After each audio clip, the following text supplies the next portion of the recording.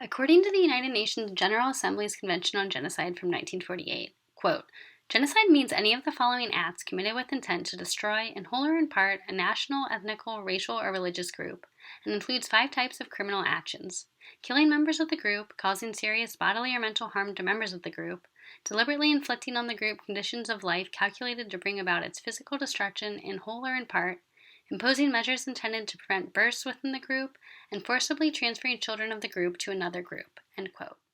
Dr. Braveheart defines historical trauma as the, quote, collective emotional and psychological injury, both over the lifespan and across generations, resulting from the cataclysmic history of genocide. There are many effects of historical trauma on Native Americans, including unsettled emotional trauma, depression, high mortality rates, high rates of alcohol abuse, problems of child abuse, and domestic violence.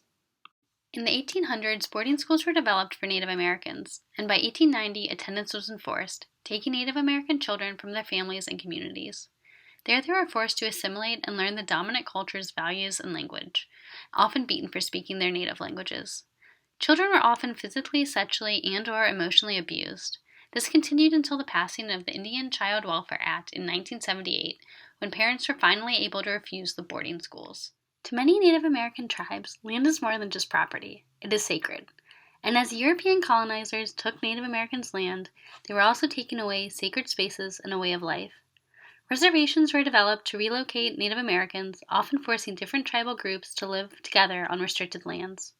However, colonizers went on to break treaties, moving Native Americans from those restricted reservations to others. Eventually, the U.S. was able to force the Sioux Nation to surrender and force them into the Agreement of 1877, which took more of their land along with their sacred Black Hills and established reservations.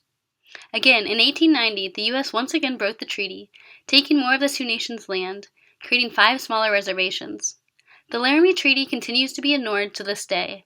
In 2015, the Standing Rock Sioux tribe passed a resolution on the Dakota Access Pipeline, stating, "The Dakota Access Pipeline poses a serious risk to the very survival of our tribe and, ...